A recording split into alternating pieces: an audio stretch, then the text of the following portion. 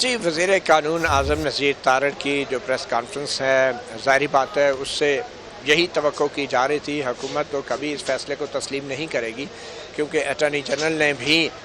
بھرپور انداز سے یہ دلائل دیے تھے اور کہا تھا کہ یہ تمام سیٹیں حکمران اتحاد کو مل جانی چاہیے۔ مگر وزیر قانون صاحب کو اتنا بھی شاید احساس سے ندامت نہیں کہ 13 ججوں کی فل کورٹ میں سے کسی جج نے یہ نہیں کہا کہ یہ جو اضافی یا متنازع سیٹیں تھیں یہ حکومتی اتحاد کو ملنی چاہیے۔ اس بارے میں وزیر قانون اعظم نذیر تارڑ کو کسی قسم کی کوئی ندامت یا کوئی شرمندگی نہیں ہے، اور پوری پریس کانفرنس میں انہوں نے محض یہ کہا ہے کہ سنی اتحاد کونسل اور پی ٹی آئی کیونکہ فریق نہیں تھی تو اس لیے پی ٹی آئی کو سیٹیں نہیں ملنی چاہیے تھی۔ چلیں، اگر وزیر قانون کی یہ بات تسلیم کر بھی لی جائے کہ پی ٹی آئی کو نہیں ملنی چاہیے تھی تو پھر حکومت کو بھی نہیں ملنی چاہیے تھی۔ تو میں سمجھتا ہوں حکومت خود بہت کنفیوز ہے، اور وہ کنفیوز اس لیے ہے کہ وہ ایک بہت بڑی بے اصولی کر رہی تھی، اور وہ بے اصولی کا آغاز اسی وقت سے ہو گیا جس وقت 13 جنوری کو پی ٹی آئی سے بلے کا نشان چھینا گیا۔ اور جہاں تک وزیر قانون کی یہ بات ہے کہ یہ جو سیٹیں تھیں اس میں پی ٹی آئی فریق نہیں تھی اس پورے کیس کے اندر، اور پی ٹی آئی کو سوال گندم اور جواب چنا، تو وزیر قانون صاحب یہ بھی بتا دیں کہ اگر پی ٹی آئی فریق نہیں تھی تو کیا پاکستان کی جو 14 کروڑ یا 15 کروڑ خواتین ہیں کیا وہ بھی فریق نہیں تھی؟ کیا یہ کہ 13 کے 13 سپریم کورٹ کے ججز اس بات کو تسلیم کرتے ہیں کہ اس میں سب سے بڑی فریق کوئی سیاسی جماعت نہیں بلکہ پاکستان کی آدھی سے زیادہ خواتین آبادی ہیں؟ کیا وہ فریق نہیں تھی؟ اور اگر سب سے بڑی فریق خواتین کی آدھی سے زیادہ آبادی ہے تو اس سے کیا فرق پڑتا ہے کہ ان کی نمائندگی نون لیگ سے ہو رہی ہے، پی ٹی آئی سے ہو رہی ہے، پیپل پارٹی سے ہو رہی ہے؟ یہاں پہ تو مسئلہ صرف یہ تھا کہ اس آدھی سے زیادہ آبادی کو نمائندگی کون سے سیاسی فورم سے جانی ہے۔ اور جہاں تک پی ٹی آئی کا تعلق ہے تو پی ٹی آئی کے حوالے سے تو خود چیف جسٹس قاضی فائز عیسیٰ جن کے یہ گن گاتے تھے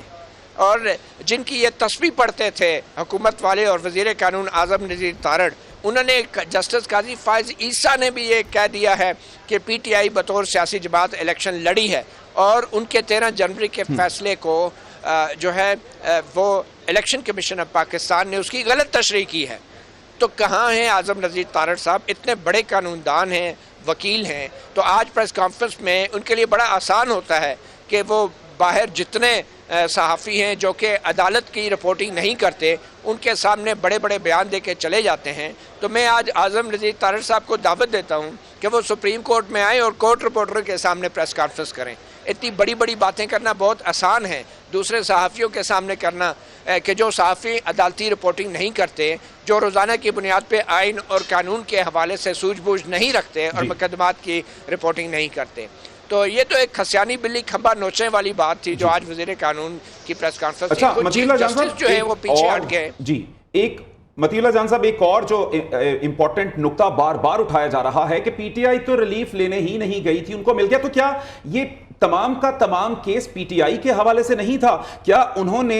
ای سی پی کے حوالے سے جو ان پر الزامات لگائے الیکشن کمیشن پہ کہ جس طرح سے ان کو الیکشن نہیں لڑنے دیا گیا، یا جو بھی انہوں نے اپنا موقف سامنے رکھا، تو وہ تو تمام کا تمام موقف پی ٹی آئی کا ہی تھا، اور جس کے حوالے سے اب یہ کہا جا رہا ہے کہ یہ ریلیف پی ٹی آئی کا نہیں بنتا؟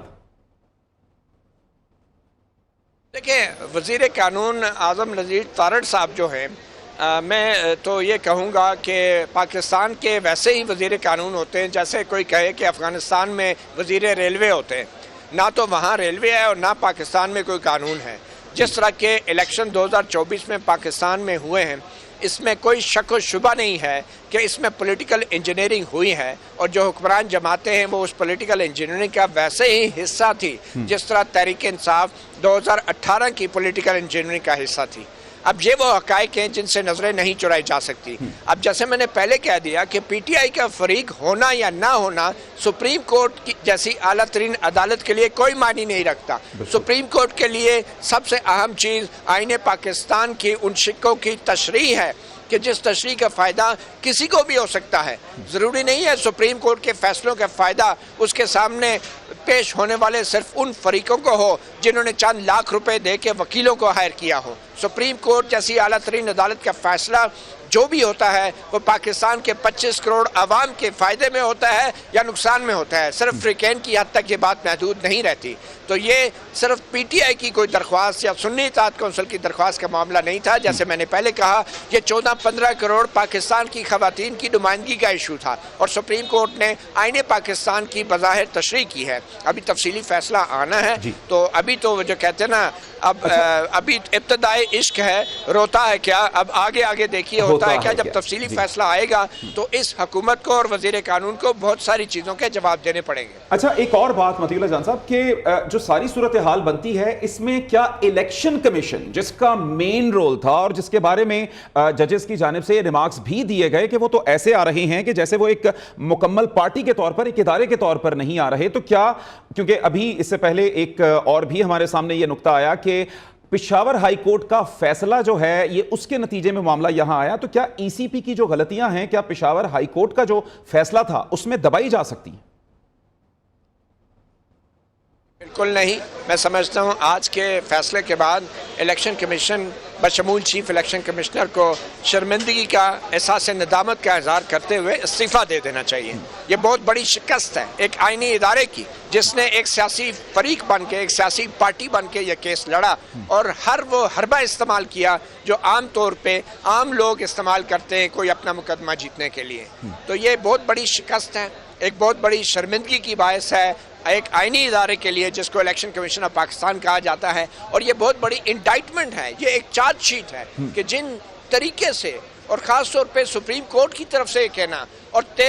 تقریباً 13 میں سے 11 ججوں کی طرف سے یہ کہنا کہ الیکشن کمیشن نے سپریم کورٹ کے فیصلے کی غلط تشریح کی ہے, یہ بہت بڑی بات ہے. چیف جسٹس قاضی فائز عیسیٰ کی طرف سے یہ بات کو اقرار کرنا کہ 13 جنوری کا ان کا فیصلہ بھی اس کو غلط تشریح کر کے الیکشن کمیشن نے تحریک انصاف کے امیدواروں کو آزاد قرار دیا, یہ بہت بڑی بات ہے. یہ ایک چارج شیٹ ہے اور میرے خیال میں ذرا سی بھی کوئی اگر احساس ندامت رکھنے والا چیف الیکشن کمشنر ہوتا تو وہ اس شارٹ آرڈر کے بعد ایک شارٹ سینٹنس کے ساتھ اپنے عہدے سے استعفیٰ دے چکا ہوتا. اب دیکھنا یہ ہے کہ ایک چیف الیکشن کمشنر نہیں بلکہ 4 الیکشن ممبرز بھی ہوتے ہیں اس الیکشن کمیشن کے. کیا ان میں سے کسی ایک شخص کو بھی رتی برابر بھی یہ احساس ہے کہ کتنی بڑی چارج شیٹ ہے؟ 11 ججوں کا یہ کہنا کہ چیف الیکشن کمشنر نے یہ فیصلے کی غلط تشریح کی 13 جنوری کے فیصلے کی. اور یہ صرف غلط تشریح نہیں تھی, اس ایک غلط تشریح کی وجہ سے 2024 کے تمام الیکشن جو ہیں ان کا ساکھ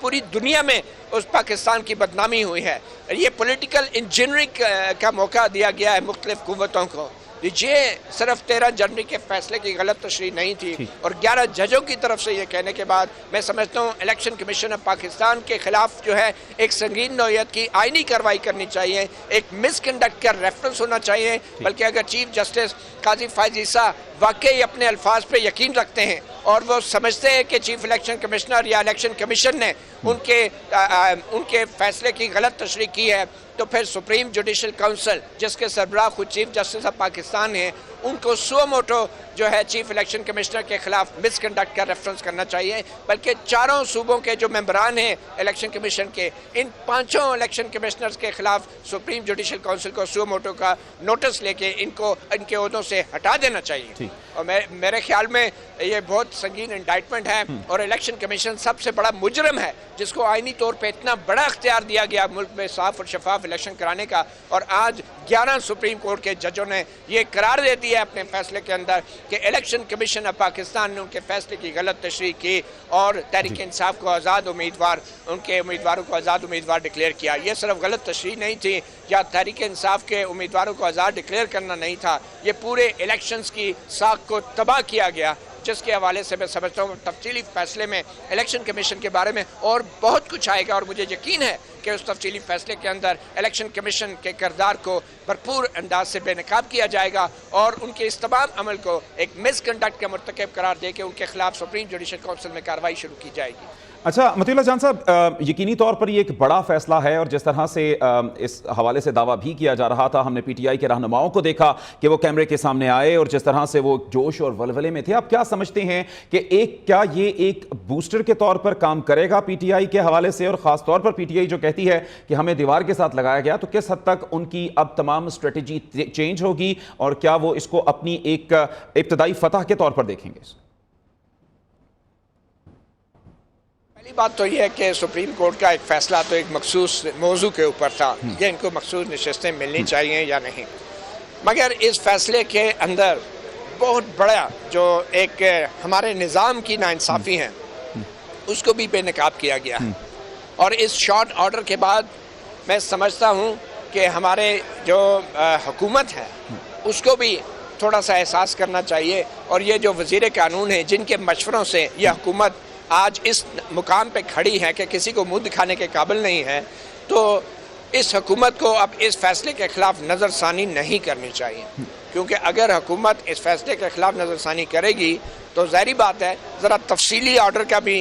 थोड़ा इंतज़ार कर ले, क्योंकि तफसीली ऑर्डर के अंदर बहुत कुछ मज़ीद भी आ सकता है बशमूल इलेक्शन कमीशन के कंडक्ट के हवाले से,